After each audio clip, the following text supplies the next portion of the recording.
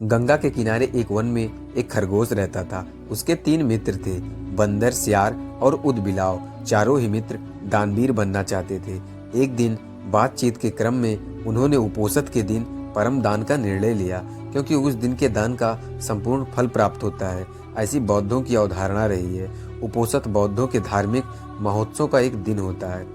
जब उपोषण का दिन आया तो सुबह सवेरे सारे ही मित्र भोजन की तलाश में अपने अपने घरों से बाहर निकले।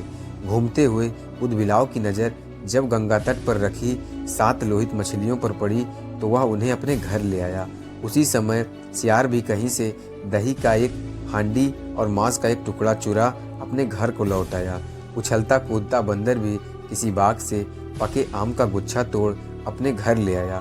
तीनों ही मित्र उन्हीं वस्तुओं को दान में देने का संकल्प लिया, किंतु उनका चौथा मित्र खरगोश तो कोई साधारण प्राणी नहीं था।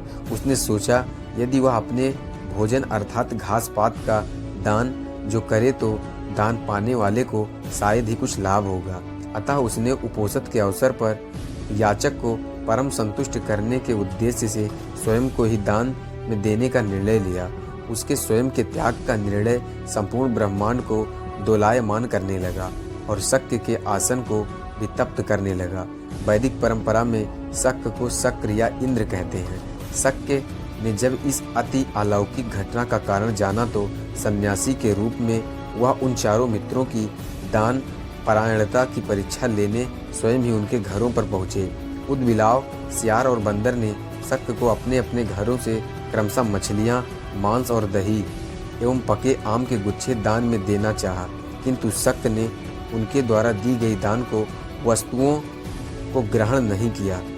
फिर वह खरगोश के पास पहुँचे और दान की याचना की।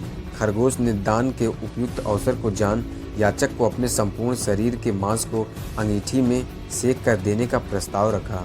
जब अंगीठी जलाई गई तो उसने 3 बार अपने रोमों को झटका, ताकि उसके रोमों में बसे छोटे छोटे जीव आग में न जल जाएं। फिर वह बड़ी शालीनता के साथ जलती आग में कूद पड़ा। शक्य उसकी दानवीरता पर स्तंभ हो उठे।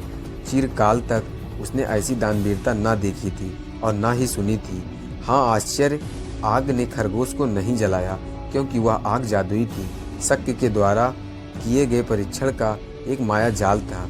सम्मोहित शक्य ने जब खरगोश का प्रशस्ति ज्ञान किया और चांद के एक ही पर्वत को अपने हाथों से मसल चांद पर खरगोश का निशान बना दिया और कहा, जब तक इस चांद पर खरगोश का निशान रहेगा तब तक हे खरगोश, जगत तुम्हारी दानवीरता को याद करेगा।